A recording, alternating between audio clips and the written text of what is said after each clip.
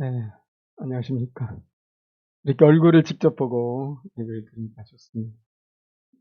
아직도 안 보이는 얼굴들이 많지만, 차츰 나아지려고요. 5월 가정의 달이잖아요. 이런 가정의 달에 우리 하나님의 가족들이 다 모였다, 이런 생각이 듭니다. 우리 하나님, 하늘에 계신 우리 아버지가 계시죠. 하늘에 계신 우리 아버지 앞에서 우리가 모였고요. 또 예수님은 누굽니까? WSP에서 계속 강조했었지만은 우리 형님입니다. 우리 큰 오빠시고 우리 하늘 가족의 첫 번째 아들이 예수님입니다. 그 예수님의 동생들이 이렇게 모여 있어요. 형제와 자매로. 그래서 하나님의 이 가족들이 5월을 맞이하여서 이렇게 대면 예배로 함께 모였다 이렇게 생각이 드니까 감사가 되더라고요. 물론 또 우리 알 수 없어요. 앞으로 또 어떤 또 살벌한 이 바이러스가 또 우리를 힘들게 할지 알 수 없지만 다시는 우리가 얼굴 못 보고 예배드리는 그런 일이 없으면 정말 좋겠습니다. 그렇습니다. 여러분, 누구든지 살면서 가장 없었으면 하는 것이 있죠. 그게 뭡니까? 고생하는 겁니다. 좀 고생 그만했으면 좋겠다. 고통이 좀 없었으면 좋겠다. 이런 말을 우리가 습관처럼 하기 좀 하죠. 우리만 그랬겠습니까? 저들도 그랬겠죠. 이제 바야흐로 이제 이 클라이막스가 다가오고 있어요. 예수님과 제자 공동체가 이제 예루살렘을 향해서 가고 있는 거잖아요. 예수님은 그러지 않았지만 제자들은 큰 꿈을 가지고 있잖아요. 무슨 꿈이에요? 와, 우리 예수님이 이제 임금이 되시면은, 야, 이제 우리도 한 자리 할 수 있지 않을까? 지난 3년 동안 고생했던 것이 막 주마등처럼 샥 지나가면서 어디 잘 것도 없고 먹을 것도 마땅치 않고 그저 주민들이 한 푼 두 푼 도와준 그걸 가지고 양식을 해결하면서 일용할 양식을 이렇게 마련하면서 3년 동안 이렇게 힘들게 살아왔는데 와, 드디어 예루살렘 가는구나. 우리 주님 왕 되시면 우리는 이제 고생 끝이구나. 고진감래라는 말이 있죠. 아마 그런 말 몰랐겠지만 고진감래, 드디어 고생 끝에 낙이 온다고 얼마 남지 않았다 이런 생각 하지 않았겠습니까? 그런 마음인데 근데 예수님은 왜 자꾸 이상한 소리 하시는 거예요? 고난당한다는 얘기를 또 하시네. 죽는다고 하시네. 부활도 말씀하셨지만 여러분 부활이 와 닿겠습니까? 지금 힘들어 죽겠는데. 지금 힘들다고 예수님 막 이렇게 어두운 모습 얘기하는데 이 부활보다는 지금 또 고난 갑자기 말씀을 자꾸 하시니까.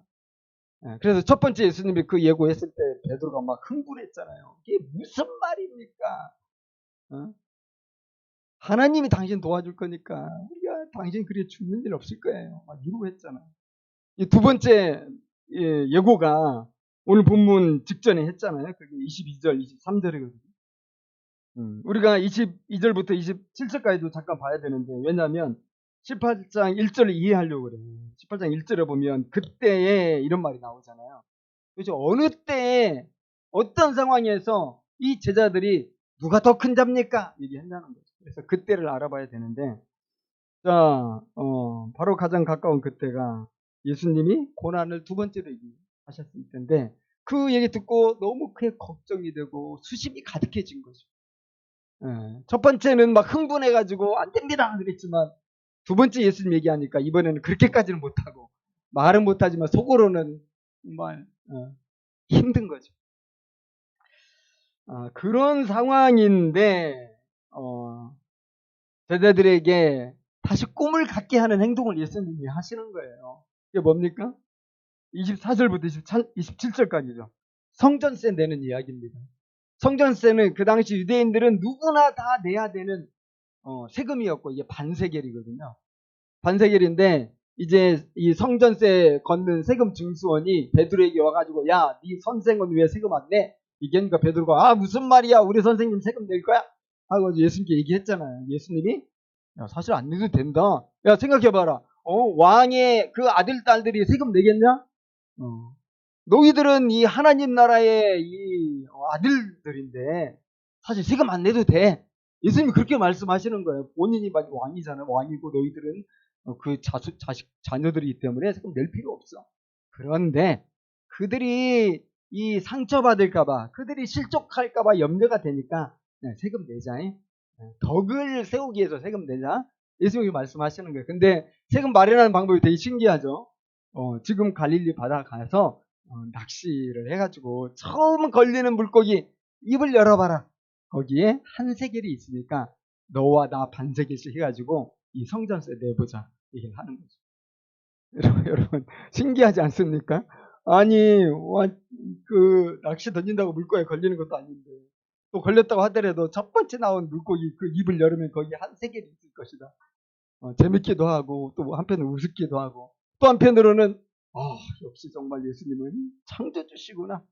우리가 다시 그렇게 고백할 수도 있을 것 같아요. 어쨌든 이런 행위는 좀 정치적인 행위입니다. 그잖아요. 세금 걷는 것은 하나의 정치 행위인데 지금 예수님이 자기가 왕인 것처럼 말씀하시는 거예요. 그리고 너희들은 세금 낼 필요 없다 얘기하시고 그러니까 제자들이 갑자기 죽음과 고난과 죽음 이 생각 듣고 마음에 수심이 가득했는데 예수님의 이런 행위를 보면서 막 헷갈리기 시작하는 거죠. 아니 그 죽는다는 분이 무슨 또 왕 얘기하고 뭐 세금 낼 필요 없다는 얘기하고 하니까 혼란스러운 겁니다. 그래서 이제 생각이 잘 정리가 안 되는데 여러분 우리들은 그런 성향이 있잖아요. 이왕이면 좋은 쪽 선택하는 거죠. 자, 고난을 선택할 건지 이 영광을 선택할 건지 제 아들은 영광을 선택하기로 마음을 먹은 겁니다. 마음 먹고 이제 왕이 될 것을 이제 더 생각을 하는 거죠. 그러면서 이제 혼란스러운 마음을 정리하게 되고 예수님이 왕이 되면 이루어질 그 나라를 꿈꾸기를 시작하면서 이제 질문이 터져 나오는 거예요. 그게 뭐냐? 천국에서는 누가 크냐 하는 것입니다. 여러분 여기 천국은 죽어서 가는 천당이 아닙니다. 여기 천국은 또 예수님이 마지막 날에 이루실 그 종말론적인 하나님 나라도 아닙니다. 이 천국은 뭡니까? 다윗 왕국과 같은 이 지상의 왕국이에요. 메시아가 이룰 이 지상의 이 강대국이죠. 그것을 생각하면서 그렇다면 예수님이 이제 예루살렘에 가시고 왕이 될 것 같은데 그렇다면 과연 누가 가장 높은 자리에 올라갈 것인가가 지금 이 12명의 제자들에게는 초기의 관심이죠. 누가 더 예수님께 인정을 받아가지고 누가 더 예수님께 큰 권력을 받아서 이 부귀영화를 누릴 것인가. 12명이니까 경쟁이 심하지 않겠습니까? 12대 1이에요. 최소한 가장 높은 자리는 12대 2. 누가 총리가 될 것인가 이런 문제. 그러니까 다른 복음서 보면 어떻게 당했죠? 엄마까지 왔다고 엄마까지 동원돼가지고 내 아들의 꿈 좀 이루어주세요 그랬잖아요. 누가? 야고보와 요한의 어머니가 와가지고 예수님께 청탁을 하지 않았습니다. 그 정도로 심각한 문제고 그 정도로 제자들에게는 너무 중요한 문제예요. 누가 가장 높은 자리에 올라가서 누가 이 권세를 획득할 것인가 하는 거죠. 여러분 예수님의 입장에서 보면 어떨 것 같아요? 지금 제자들이 하는 것이. 정말 화낼 만하지 않겠습니까? 지금 너무나 미련하지 않습니까? 너무 깨닫지 못하고 있지 않습니까? 한두 번이 아니지 않습니까? 이 하나님 나라의 그 진리를 알아듣지를 못하는 거예요. 지금 예수님은 그 하나님 나라를 이야기하는데 이 친구들은 지금 자기들이 먹고 사는 이 세상에서 어떻게 하면 멋지게 잘 살아보고 성공할 것인가에만 딱 생각이 갇혀가지고 예수님이 하시는 말씀을 자기들이 자기 나름으로 해석을 하는 거죠. 있는 그대로 쫙 받아들이면 진리가 열릴 텐데 항상 자기의 어떤 이 프리즘이 있어가지고 그걸 통과해서 받아들여요. 우리도 그렇지 않습니까? 하나님 말씀이 주일마다 똑같이 선포되지만 듣는 사람이 다 다르게 듣잖아요. 왜 그렇습니까? 자기 상황에 맞게 그것을 다시 재해석하고 또 다시 해석하고 자기에게 맞게 받아들이려고 애쓴다 말이죠. 제자들이 그런 거죠. 그런데도 불구하고 예수님 보면 정말 인내심이 대단하시고 참 예수님이 너무 친절하시다. 여기서 막 분노하고 화내고 내가 너희들과 더 이상 못해 먹겠다. 야 너희들 믿고 내가 어떻게 십자가에 죽냐. 막 예수님이 참 그래야 되는 거 아니에요, 여러분? 모세가 그랬잖아요. 모세가 하나님 앞에서 이 백성을 왜 나에게 주셨습니까? 너무 힘듭니다. 이 백성과 왜 제가 이렇게 힘들게 이렇게 가야 되는지, 저에게 왜 이런 책임을 주셨는지, 그러면서 모세가 막 하소연했는데, 예수님도 하나님 아버지께 그렇게 할 만하잖아요. 근데 예수님은 참 친절하시고 감동적입니다. 끝까지 인내하시고 이제 또 가르치시고 하나님의 진리를 가르치시는 주시는데, 제대로 이해를 돕기 위해서 예수님은 오늘날로 말하면 교육 기자들처럼 사용하시는 게 이 어린아이를 하나 딱 가운데 세우시는 거죠. 뭐 주변에 놀고 있는 아이였든지 지나가는 아이였든지. 근데 이 어린아이는 그 헬라어로 보면은 그 뭐죠? 파이디온 성교라 많이 들어봤죠. 파이디온이란 말이거든요. 그래서 파이디온은 쓸 때 갓난 아이부터 4살 되는 아이까지 다 쓰이는 말이에요. 그러니까 이 아이가 옆에 있던 어떤 엄마가 품에 안고 있던 갓난 아이일 수도 있어요. 아니면 그냥 조금 어린 지나갔던 놀고 있던 떠들고 있던 이런 아이일 수도 있고요. 어쨌든 중요한 포인트는 뭐냐? 지금 예수님께서 하나님의 나라를 제대로 가르치려고 전혀 이해하지 못하고 있는 이 제자들을 깨우치려고 예수님께서 이 어린아이 하나를 제자들 한 가운데 딱 이렇게 세우셨다. 보도록 세우셨다. 2절에 보면 예수께서 한 어린아이를 불러 그들 가운데 세우셨다. 그랬죠. 그래서 우리가 뭘 알아야 되겠습니까? 이 어린아이에 대해서 알아야 되겠죠. 그래야 우리가 하나님 나라의 진리를 이해를 더 잘 하겠죠. 그러니까 그 당시 시대적으로 이 아이들을 바라보는 사람들의 어떤 이 관점이 뭐였냐 이거죠. 사람들은 아이들을 어떻게 생각했냐 이거죠. 그래서 예수님은 그런 문화적, 사회적 상황 가운데서 아이를 지금 가지고 설명하는 거니까 그 당시 아이들을 사람들은 어떻게 바라봤을까? 이게 되게 오늘 말씀을 이해하기 위해서 중요하겠죠. 여러분 혹시 아십니까? 오늘이 100년 전 어린이날이었습니다. 1922년에 소파 방정환 선생이 그 어린이라는 그 호칭을 쓰자고 했고 또 어린이날을 제정했죠. 그래서 첫 번째 어린이날이 1922년이었으니까 2022년이잖아요. 딱 100년 됐어요. 이게 발빠른 이런 데서는 벌써 상업적으로 이거 가지고 막 돈 벌려고 하더라고요. 근데 어린이날이 처음에는 5월 1일이었어요. 오늘이에요, 오늘. 5월 1일이 어린이날이었고, 언제부터 5월 5일이 어린이날이 됐냐면, 1946년부터, 해방 후부터 그렇게 됐고. 왜냐하면 일제시대 때 이 어린이날 잘 못 지켰거든요. 그런데, 이 100년 전에 우리나라 어린이들은 이 우리나라 이 사회에서, 그 위치가 어떠했을 것 같습니까? 우리는 잘 모르잖아요. 모르는데, 기록을 통해서만 알 수 있는데, 이 소파 방정환 선생이 이 어린이라고 칭하자고 하고, 또 어린이 어떤 선언을 발표하고, 어린이날을 얘기한 거 보면은, 어린이들이 너무 지금, 천대받고 있고, 멸시받고 있고, 인간다운 대접을 못 받고 있지 않았을까? 생각할 수 있잖아요. 그렇게 생각하는 게 맞습니다. 그래서 어린이 선언의 몇 글자를 보면 알 수 있어요. 여러분 첫 번째가 뭡니까? 어린이 그 선언의 첫 번째가 뭐였냐면은 아이들을 속이지 맙시다.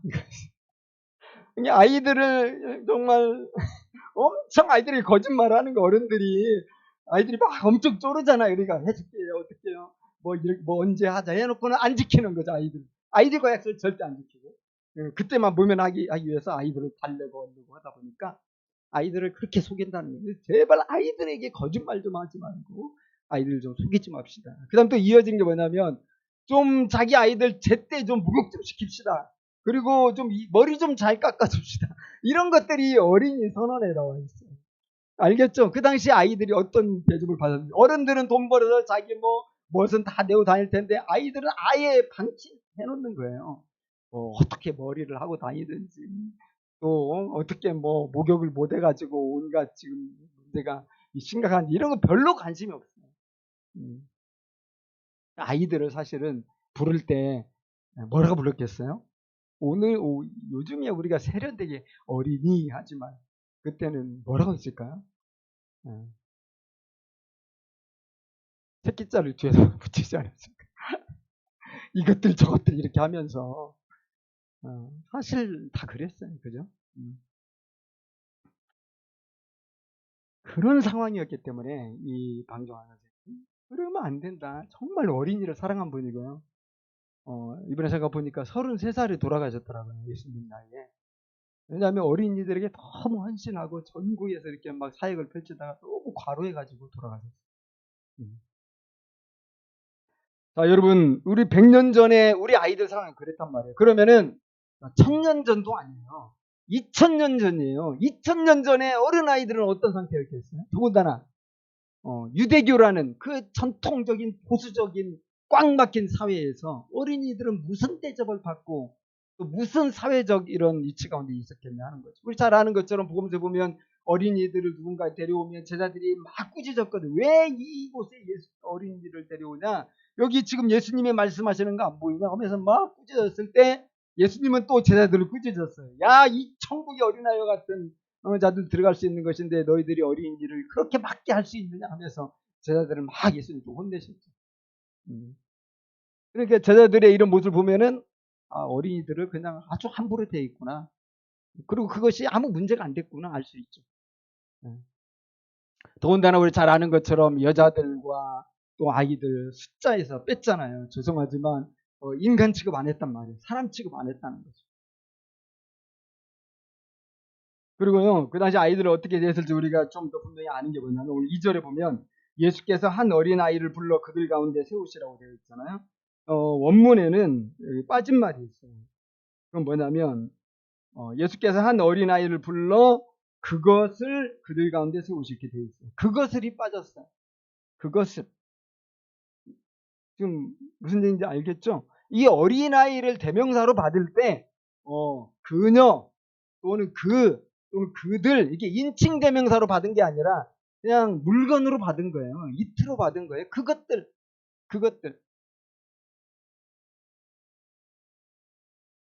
사람 취급을 안 했어요. 그냥 집안에 있는 그냥 물건입니다. 아주 귀찮은 물건. 이제 크면 쓸모가 있겠지만, 이 어렸을 때는 아주 귀찮은 존재들. 아이들이 얼마나 귀찮은지, 우리 좀 알지 않습니까? 너무 고집이 세고 하고 싶은 대로 해야 되잖아요. 막 소리치고 안 돼, 막 물어버리고.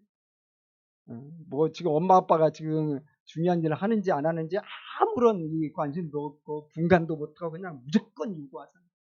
그러니까 옛날에는 뭐 그것을 그대로 보고 그냥 아이들을 싫어하는 거죠. 싫어했을 뿐만 아니라 그냥 물건 취급을 하고. 자, 여러분 이것이 바로 어린이들이 그 당시 사회에 가지고 있었던 이 포지션이에요. 누구도 아이들을 귀하게 생각 안 했어요. 누구도 아이를 우대하지 않았어요. 아이들 먼저.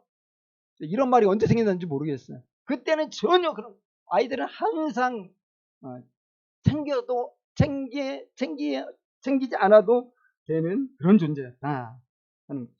자, 그런데 여러분 이런 상황에서 지금 예수님께서 하나님의 나라 진리를 얘기하는데 세상에 이렇게 멸시받는 아이에게 사람 되지도 못 받는 이 아이를 가운데 딱 세우고 이 아이와 되지 않으면 절대로 천국 못 간다 얘기했으니까 이게 여러분 얼마나 충격적인 말이에요. 이 어린아이처럼 되지 못하면 천국 못 간다. 여러분 사실 제자들은요 지금 천국 들어간 건 당연하고 이제 누가 더 높은 자리에 올라갈 것인가 이거 생각하고 있잖아요. 근데 너희들 지금 천국 들어갔다고 생각하는 거야? 그렇게 말씀하시는 거 아니에요? 이 아이를 봐. 너희들이 무시하고 멸시하고 그저 물건 취급하는 아이. 아무도 정말 존귀하게 생각하지 않는 아이. 근데 이 아이처럼 이렇게 되지 않으면 아무도 천국 못 간다. 이거 여러분 예수님이 굉장히 강조한 거죠. 결단코. 이거 우리가 정말 깊이 생각해야 돼요. 사랑하는 우리 성도 여러분들은 아이처럼 됐나요? 아이처럼 된 분. 아이처럼 못된 분. 아까 일부 예배 때 얘기하니까 어떤 분이 저는 아이처럼 아직 못 됐어요. 그러면 큰일 나요. 이거는 천국에 지금 못 가는 건데 어떻게 하시려고 그랬더니 막 고민하시더라고요. 여러분들은 어린아이처럼 되셨나요? 자, 어린아이처럼 된다는 게 뭡니까? 우리 흔히 말하는 아이의 그 순수한 눈마음, 그 깨끗한 마음, 또 그 단순함, 그리고 부모님을 절대적으로 의존하는 그 마음, 또 겸손한 것, 그런 걸 말할까요, 여러분? 여러분, 그렇게 되어야 우리가 천국에 갑니까?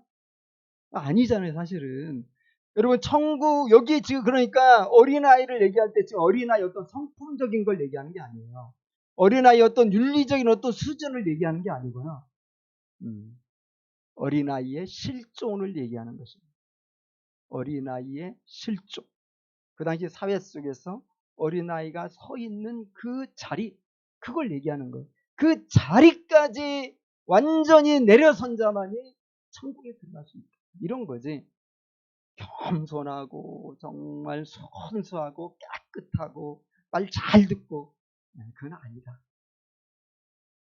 이것을 가장 잘 설명하는 게 뭐냐면 우리 오늘 친북기 대회 우리가 들었던 것처럼 산상수훈의 말씀이 복이 있도다. 행복하여라. 누가? 심령이 가난한 자, 애통하는 자는 복이 있을지어다. 무슨 복이에요? 천국이 저희 것입니다. 누가 천국 갑니까? 누가 천국에 들어간 자는 누굽니까? 심령이 가난한 자, 애통하는 자. 여러분, 여기 심령이 가난한 자는 영적으로 파산한 사람을 가리키는 거예요. 다시 말해서 나에게는 어떤 선도 행할 수 없는 이런 이 악으로 가득한 자다. 나에게는 어떤 가능성도 없다. 나에게는 천국에 이를 만한 어떤 조건도 없다. 하나님 앞에 받아들여질 만한 선한 것이 나에게는 아무것도 없다는 것을 처절하게 인정하고 하나님 앞에서 두 손 두 발 다 들고 나를 죽여주옵소서, 이렇게 말하는 사람. 이런 사람이 예수님의 그 은혜를 입고 천국에 들어가게 되는 거예요.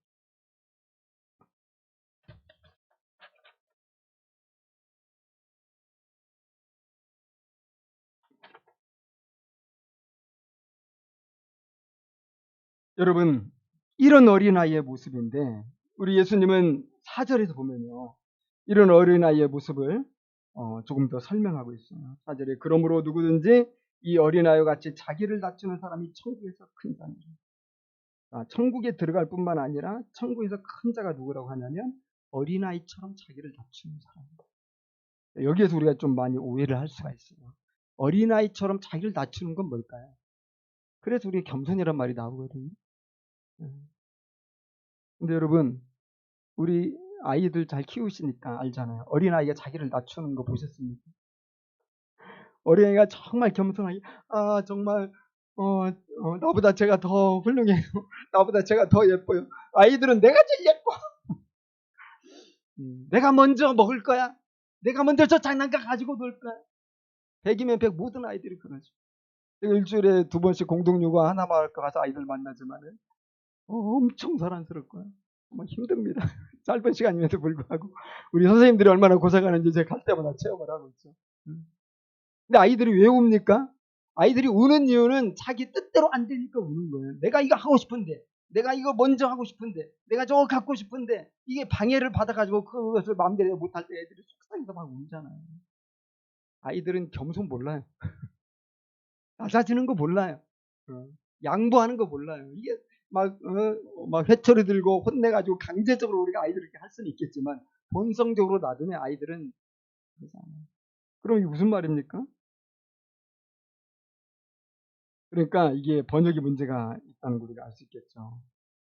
사실은 어린아이처럼 자기를 낮추고 이것은 겸손하라는 말이 아니에요. 영어로 보면 험불 이렇게 번역하기도 했지만은 더 나은 번역이 있어요. 원문에 맞는 그 번역은 뭐냐면 lowly position, 낮은 위치. 정확한 번역이 이렇게 되겠죠. 그러므로 누구든지 이 어린아이처럼 이렇게 낮은 위치, 사람 대접 못 받는 위치, 멸시받는 위치, 천대받는 위치, 누구에게도 인정받지 못하는 위치, 영접받지 못하는 위치, 그런 위치에 있는 사람이 천국에서 큰 자다. 그렇게 이야기하는 것입니다.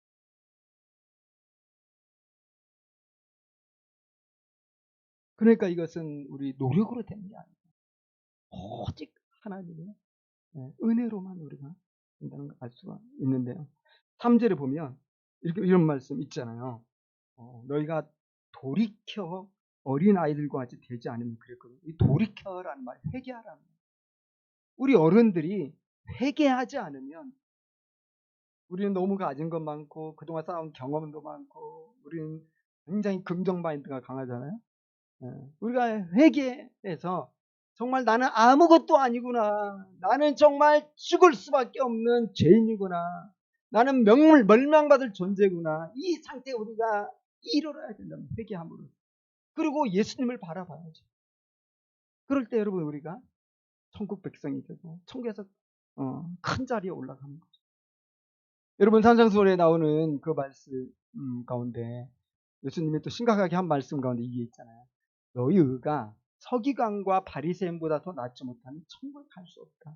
바리새인과 서기관의 의가 얼마나 훌륭한데요, 그죠? 2번씩 막 일주일에 금식하고 구제하고 동전 하나 수입 있으면 동전 하나라도 11절을 아주 완벽하게 바치고 이게 바리새인의 종교 생활인데 누가 감히 그들을 따라가요? 율법을 막 600개 넘는 율법을 다 지키고 있는데.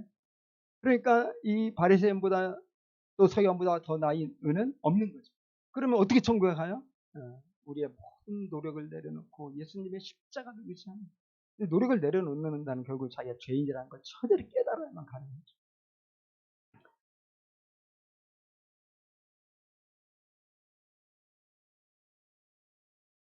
우리가 그렇게 될 때 우리는 천국 백성이 되는 것이고 또 구원받은 하나님의 자녀가 되는 것이고 천국에서 높은 자리에 올라가는 것입니다.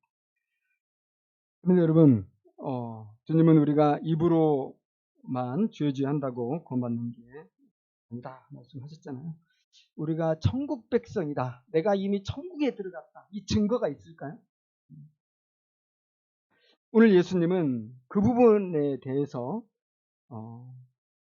또 말씀을 주십니다. 말하자면 천국 백성의 시금석이 있다는 것입니다. 천국 백성에 들어간 사람은 삶이 또 생각하는 그 지행점과 방향이 사람들과 다르다는 것입니다. 어떤 점에서 다르냐면 이 세상에서 소외받고 또 인간 대접받지 못하고 또 천대받고 멸시받고 누구도 귀하게 생각하지 않는 이 사람들을 대할 때 이미 하나님 나라에 들어간 사람들은 그 사람들을 너무나 소중하게 생각한다는 거예요. 이 세상에서는 아무도 주목받지 않는 사람인데 어떤 사람들은 그 사람을 그렇게 사랑하고 섬긴다. 이건 뭐예요? 그 사람이 이미 천국 백성의 증거라는 거죠. 우리가 아무로 예수 하더라도 우리도 세상 사람과 똑같이 우는 자들 같이 울지 못하고 또 고통당하는 자들의 편에 서지 못하고 또 소외당하고 괴롭힘 당하고 하는 자들의 우리가 친구가 되어주지 못한다면은 그것은 과연 구원받았다고 할 수 있을까 하는 것을 지금 주님이 말씀하시는 것입니다. 여러분 오늘 본문 말씀 보면 이 14절까지 읽었잖아요. 계속 일관되게 이야기하는 게 뭐냐면 작은 자예요. 작은 자. 이 어린아이는 작은 자와 같은 동의어인데 그리고 14절 끝 결론이 그거 아닙니까? 이와 같이 작은 자 중에 하나라도 잃는 것은 하늘에 계신 너희 아버지의 뜻이 아닙니다. 이 작은 자들에 대해서 어떻게 대하느냐가 결국은 우리가 확고하게 구원받은 이미 천국 백성이 되었다는 어떤 증거가 될 수 있다는 거죠. 그래서 예수님은 이 작은 자들에 대한 태도를 강조하시는 거죠. 5절, 6절 보면 또 누구든지 내 이름으로 이런 어린아이 하나를 영접하면 곧 나를 영접하니 누구든지 나를 믿는 이 작은 자 중에 하나를 실족하게 하면 차라리 연자맷돌이 그 목에 달려서 깊은 바다에 빠뜨려지는 것이 나으니라. 이렇게 작은 자가 중요하다는 이 작은 자, 아까 어린아이 같은 자, 아까 전혀 대접받지 못하는 자, 어느 공동체에 가도 왕따가 되기 쉬운 자, 이런 자를 만약에 우리가 실족하게 한다면 이것은 아주 큰 범죄다. 뭐가 기다리고 있어요? 지옥불이 기다리고 있다. 무슨 말씀 아닙니까? 그러니까 이 작은 자를 대하는 태도를 보면은 저가 하나님의 백성인지 저가 하나님 아버지를 닮은 그의 자녀인지 아닌지 우리가 완벽히 뭐 인간도 인간이니까 파악할 수 있다 이렇게 말은 못하겠지만 거의 알 수 있다 이런 거죠. 결국 작은 자에 대한 태도가 우리 구원을 결정짓는 어떤 증거가 아닌가 볼 수 있고요. 실제로 보면 실족하게 하는 일이 있음으로 말미암아 세상에 화가 있도다. 실족하게 하는 일이 없을 수 없으나 실족하게 하는 그 사람에는 화가 있도다. 그래서 참 세상에는 또 어느 공동체든지 실족하게 하는 사람들이 있다는 거예요. 누가 실족당하죠? 힘없는 사람이 실족당해요. 뭐가 부족한 사람이 실족당해요. 막 낙심하고 시험에 들고 누구 때문에 괴롭힘을 당한다. 이런 거죠. 근데 누군가 그를 그렇게 만들어버리면 그는 이렇게 끔찍한 화를 피할 수 없다는 것입니다. 그러므로 범죄한 손이나 발이나 눈이 있다면 그걸 차라리 제거하고서라도 천국 가는 게 낫다. 얘기합니다. 그래서 그 말씀에 대한 실족에 대한 말씀의 마무리가 10절로 되는데 삼가 이 작은 자 중에 하나도 없이 여기지 말라. 너에게 말하노니 그들의 천사들이 하늘에서 하늘에 계신 내 아버지 얼굴을 항상 보느니라. 여러분 얼마나 새로운 말씀입니까? 이 작은 자들 누구나 다 무시하는 이 작은 자들. 근데 그들의 천사들이 있다. 예수님 말씀이에요. 사실이죠 당연히. 그리고 이 천사들이 하나님 아버지 얼굴을 뵙고 있다. 그러니까 이 작은 자들을 우리가 이 세상에서 어떻게 대하느냐에 따라서 우리가 하나님 앞에 이제 그 결과를 가지고 서게 된다는 거죠. 여러분 마태복음 25장 보면은 최후의 심판 때 양과 염소로 가른다고 그랬잖아요. 누가 양이고 누가 염소죠? 작은 자를 어떻게 대했느냐. 목마를 때, 헐벗었을 때, 감옥에 갇혔을 때, 고통당할 때 어떻게 대했느냐. 그게 중요하다는 그런 말씀이었잖아요. 그러니까 이 주제가 지금 예수님에게는 너무나 중요한 거예요. 하나님의 나라와 이 어린아이의 이 위치에 있는 작은 자들, 이 주제가 지금 예수님에게는 너무나 중요하기 때문에 계속해서 말씀하시고요. 우리가 누가복음에서 이제 99 잃어버린 한 마리 양의 비유를 이제 우리가 이미 알고 있잖아요. 근데 이 마태복음에도 있는데 이 맥락 속에서 보면은 좀 그 쓰임이 좀 다른 걸 볼 수가 있죠. 누가복음에서는 잃은 양의 비유라고 그래가지고 이제 하나님을 떠난 이런 그 사람들을 의미한다면 여기에서는 그런 차원보다는 이 작은 자를 의미하는 것입니다. 이미 천국에 들어가는 사람들은 어디에 진정한 가치를 둬야 마땅하냐면 이 작은 자들을 찾는 데 가치를 둬야 됩니다. 이것이 하나님 아버지의 마음이라는 거예요. 잃어버린 한 마리 양이 있으면 반드시 찾아가서 99마리를 들여두고 찾아가서 그를 데리고 올 때 가장 기쁨이 크다. 14절에 이와 같이 아까 읽어본 것처럼 이 작은 자 중 하나라도 잃는 것은 하늘에 계신 너희 아버지의 뜻이 아니다. 이게 아버지의 마음이거든요. 오늘날 우리 교회가 이런 교회일까 생각해 보게 됩니다. 여러분 한국 교회는 어떻습니까? 여러분 한국 교회 정말 어린아이 같이 이 작은 자와 같이 사회에서 조금도 존귀함 받지 못하는 이 버림받은 자와 같은 자들이 이 한국 교회에 가면은 환영받겠습니까? 여러분 한국 교회에서 하나님을 만나고 정말 행복하게 신앙생활을 할 수 있겠습니까? 그 교회에서 사람들이 너무나 사랑으로 접대해주고 너무나 사랑으로 섬겨주기 때문에 이 세상에서는 늘 멸시받고 천대받고 왕따당하고 소외받고 늘 학대당하고 괴롭힘당했는데 그 교회를 갔더니 왕처럼 대우해주고 정말 행복하고 내가 여기에서 신앙생활을 기쁘게 할 수 있겠다. 여러분 한국 교회가 요즘 어떻습니까? 그런 교회가 될 수 있을까? 그런데 한국 교회를 저는 이야기하기보다도 먼저 우리 교회를 이야기해야 되겠죠. 우리 교회는 여러분 어떨까요? 우리 교회에 정말 허름한 사람이 초등학교밖에 나오지 못한 한 사람이 몸에 불구가 있는 한 사람이 말도 너무 어눌하게 하고 너무 답답하고 옷도 정말 그렇게 입는 한 사람이 우리 교회에 온다면 우리 교회에서 여러분 그분이 정말 행복하게 신앙생활을 할 수 있을까요? 우리 교회에서 그분이 하나님의 사랑을 온몸으로 만끽하면서 이곳에서 즐겁게 신앙생활을 할 수 있을까요? 와 정말 세상에서는 내가 너무나 고통스럽고 괴로웠는데 여기 오니까 살 것 같다. 그런 고백이 나올 수 있을까요? 여러분 저는 우리 교회 보면서 한편으로 드는 생각이 외부인의 시선으로 보면 되게 비판받을 게 많겠구나 이런 생각이 듭니다. 한편으로 거기 엘리트주의 집단 아니야? 자, 여러분 우리 몇 면을 보세요. 다 신촌 근방의 유수한 대학들 출신 아닙니까? 그리고 그 사람들끼리만 지금 모여있지 않습니까? 외부의 시선을 보면은 그 하나마을 교회 그거 완전 엘리트 집단이야. 이렇게 말하기 얼마나 쉽겠어요. 근데 우리는 안 그러잖아요. 그러니까 우리는 너무 억울하잖아요. 우리 교회 그런 게 아니죠. 우리 교회는 정말 열려있는 교회고, 우리는 선교하는 교회고, 낮은 자를 지향하는 교회고, 이웃을 사랑하는 걸 목사님이 맨날 외치고, 또 그것을 듣는 성도들이 있고, 그런 교회잖아요.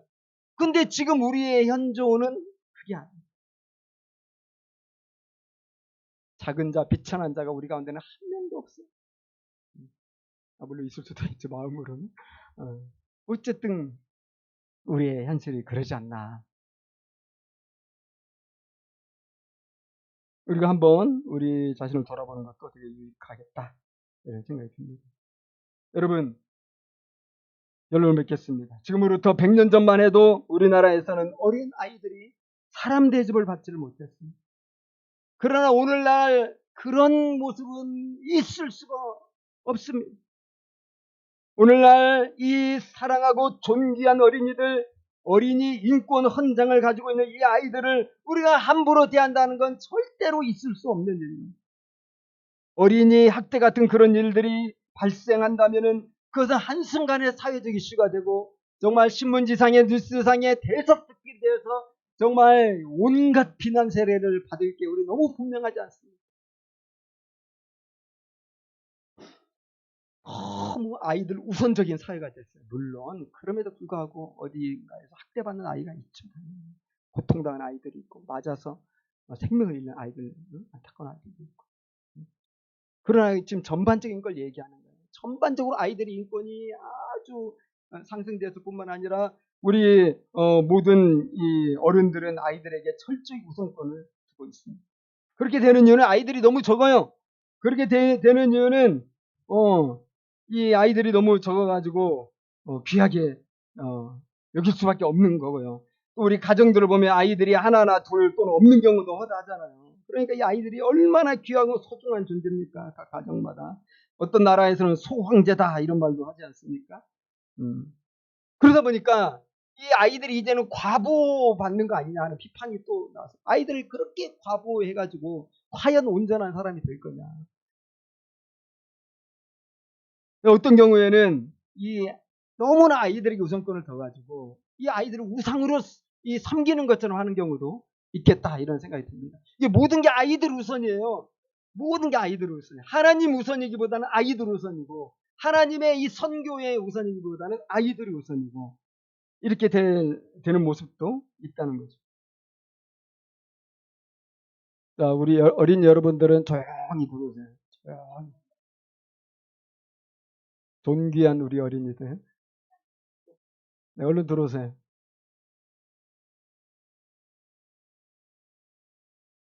자, 제가 한마디만 하고 이제 마칩니다. 여러분, 제가 뭐 아이들의 존귀함을 부정하는 게 아니라 우상숭배에 해서는 안 된다는 걸 얘기하고 싶거나 또 아이들은 확실합니다. 언제나 귀한 존재죠. 우리 아이들은 얼마나 연약합니다. 늘 우리가 보호해줘야 돼요. 우리의 사랑을 듬뿍 아이들에게 당연히 줘야죠. 그걸 누가 부인하겠습니까? 그런데 여러분, 아마 예수님께서 오늘날 우리 도시에 오셔가지고 서울이라는 곳에 오셔가지고 하나님 나라의 진리를 말씀하신다고 할 때 과연 우리 가정에 있는 아이들 하나를 가운데 세우시고 하나님 나라는 이런 자의 것이니라 이렇게 하시겠습니까? 그렇게 하실 것 같습니까? 그렇게 하기에는 우리 아이들이 너무 존귀하게 잘 자라고 있어요. 아마 굳이 어린아이를 예로 드신다면 너무나 참 안타까운 얘기이긴 하지만은 화장실 같은 데 버려진 아이를 주님은 들어올리실 거예요. 길거리에 버려진 아이를 주님은 들어올리시면서 하나님의 나라는 이런 자의 것이니라 여러분 그렇게 말씀하시지 않겠습니까?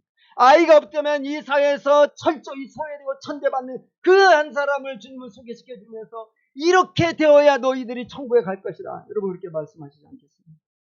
여러분 예수님은 단순히 어린아이가 소중하기 때문에 어린아이를 들어서 하나님 나라를 설명한 게 아니에요. 당시 오히려 어린아이들이 너무나 비참한 존재였기 때문에 사회적으로 멸시받는 위치에 있었기 때문에 그 어린아이들을 예로 드신 것입니다.